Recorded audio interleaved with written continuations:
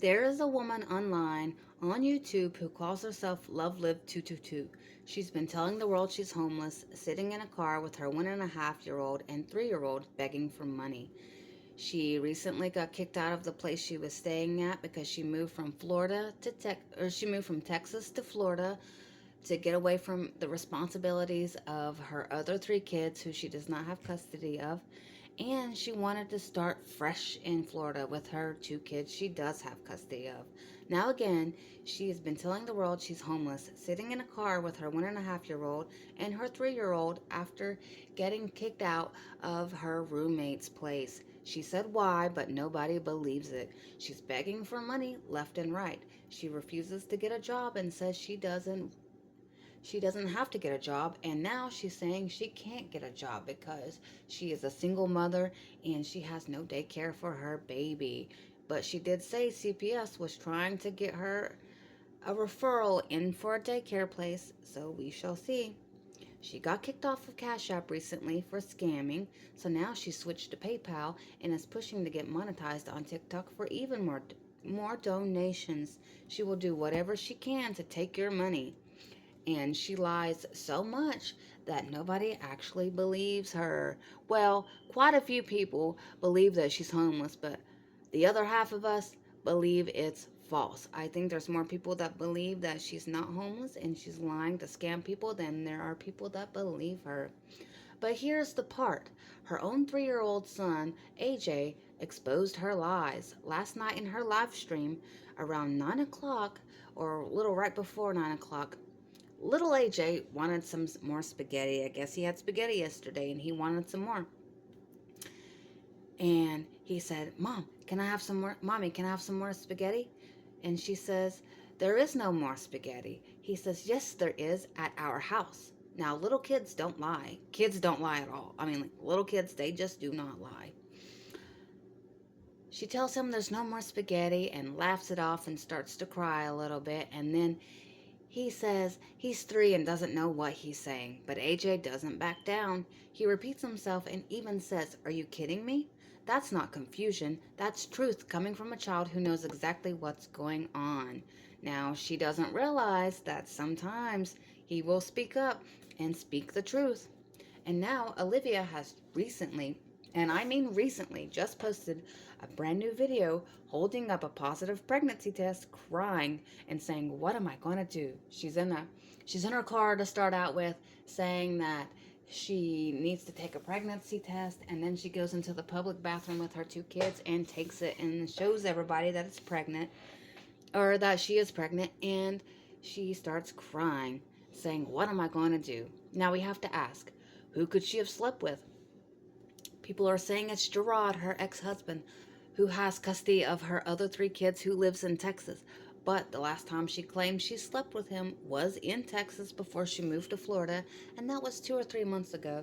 So, what about the time in between then? She would have had to have had a period, right? So that can't be his baby. He didn't come all the way to Florida to sleep with her. There's no way. More importantly, though, what's going to happen to this new baby if she decides to keep it and if nothing changes? We all know that Olivia is not going to change. She's not going to better herself. She's just scamming you out of money. She will say and do whatever she can to get you to feel sorry for her, especially the people that don't know her like we do. The unborn child needs protection just as much as the 2 she already has. There's a reason she had 3 of her kids taken away from her. This isn't the first time concerns have been raised. Back in Texas, when she lived there, Olivia had a long history of unstable living situations, using her kids to get money, keeping them in unsafe environments, and constantly moving from place to place, yelling at them, cussing them out, making them listen to inappropriate music. She would talk sexual around those kids, talking about how every man wants her and how she's going to ride the face of every man, and very sexual graphic things that kids should not hear. AJ even got to the point to where he was saying the N word and repeating her. He loves to say "clack that T," um, and things like that. She would bring random men that she just met around those kids and sleep with them in the house. Well, the apartment, should I say. People have reported her repeatedly, and still nothing happens. CPS does nothing. CPS, you need to act now. This is not just different parenting, this is exploitation. I know CPS said they won't remove those kids unless she physically leaves marks on them. When she was in Texas, she used to keep a spatula or a spoon or some kind of kitchen utensil used for stirring, and she would threaten AJ with it on her live streams, and she would mute her live streams and take that spatula or whatever it was and get up and go after him. And then she would come back a few minutes later and say something along the lines of, well, he won't be bothering me now, or well, he won't be acting up now. So that right there is evidence that she has hit him. We've even witnessed her throwing boxes at him. To everyone watching, share the video. This is emotional harm she's putting on these children.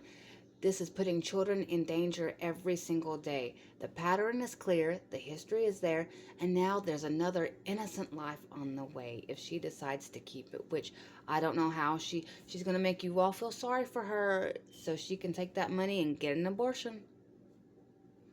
To everyone watching, share the video, tag CPS if you can, make them see it, make reports. Every report you ignore is another chance for something terrible to happen. CPS, we are begging you to investigate her past in Texas, investigate her now, and protect these kids before it's too late. I know I spoke with you directly on the phone and you said that there is nothing that can be done because she is not physically harming her children, and I think that is messed up. CPS has claimed they looked back at her past videos when she was in Texas. They've spoken with Texas CPS, and they don't see a rhyme or reason to remove those children. Now, if she really is homeless, which nobody that really knows her believes it, I mean, she could be. So CPS thinks it's okay for those two children to sit in the hot car all day, every day, and watch their mother beg for donations. And sometimes when she gets donations, she gets a little hateful about it. And she gets hateful at the people giving her donations. I just don't understand. It doesn't make sense. And I know people can fake, or they can buy fake positive pregnancy tests, which is crazy that you can even buy that online. That shouldn't be a thing. There are people out there that can't have children that would love to have children. I think this is disgusting. If it is a lie, she did open the new pack. She showed the test, opened it up. It hadn't been opened before, and she opened it up and took the test on camera. So we shall see. I don't know, but the fact that CPS won't do anything is shocking. They told me, the lady I spoke to said if they removed the children from the home, they asked me if I could take the children in, and I would absolutely, in a heartbeat, if I had the room. And I have stated this and stated this, I want nothing but the best for those kids. You know, Olivia got herself in this situation when Olivia got married to Gerard. Within the first 3 months of being married, she got pregnant by another man. She was cheating on him and got pregnant by another man. That right there says she needs to be on birth control. She needs to get her tubes tied. I mean, she needs to get her tubes tied because birth control is not 100% effective. And there's people out there that are still falling for this scam, still believing her, praying for her, sending her money. And now they're definitely going to be sending her money if she's pregnant. I mean, how is she going to afford diapers? How is she going to afford clothes? How is she going to afford formula? I mean, there's WIC. How is she going to afford a crib? You know, baby Kalani, her 1.5-year-old, sleeps in a pack and play. I mean, what? She doesn't even have a crib. How is she going to feed these babies when she's living off of donation after donation after donation? I don't understand. And people are giving her resources, and she won't use these resources. She claims she has, but I do not believe it. I do not believe it. Thank you for listening, and subscribe to me, Sunflower Power, so we can keep exposing situations like this until real change happens. Now, I said I washed my hands of CPS, but I don't know if I have now because this right here is not okay. So please, please, please, please, please, please, Report. Go report her. Report her to CPS. Do it. It. The more reporting, the more they're gonna be like, this might be serious enough to have these kids removed.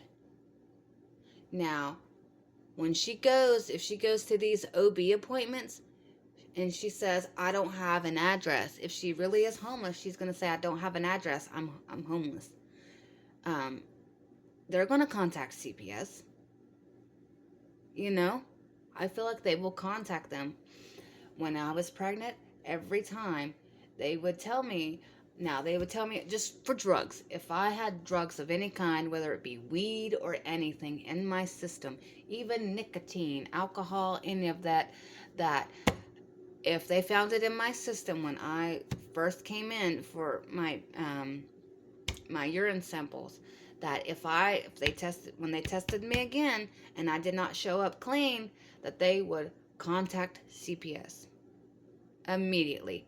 And that has never been an issue for me. I've never been in that situation. I've never had CPS call on me. Don't plan on it. And I've never tested positive for any kind of drugs, any of that. I don't smoke. And do I drink? Yeah, occasionally. But who doesn't? I have a margarita with my Mexican food or something like that when I'm out to eat, or when my kids aren't home. And sometimes I just want to have a night to where I drink. That happens. Um, I want to state that wine is nasty. I don't know how people drink wine. It's so disgusting. But anyway, I've never had a reason for them to be called. So I urge you to report. I urge you to report. Do it now.